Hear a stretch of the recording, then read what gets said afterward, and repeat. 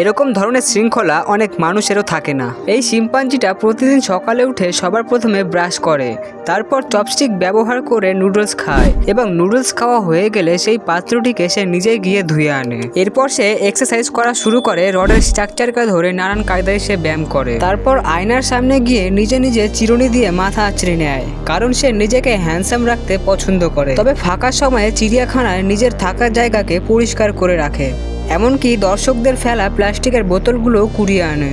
আবার কখনো কখনো বোতলে জল ভরে রেখে দেয় পরে খাওয়ার জন্য। সে নিজে নিজে জামা পরার চেষ্টা করে, কিন্তু জামা পরা তার খুব একটা পছন্দ নয়। তবে যে টি শার্টটা তার কাছে আছে সেটাকে সে মাঝে মধ্যে ধুয়ে পরিষ্কার করেও রাখে। আবার দুপুরে খাওয়া দাওয়ার পর সে খবরের কাগজকে নিয়ে এমন করে যেন দেশ দুনিয়ার খবর নিয়ে সে বেশ চিন্তিত।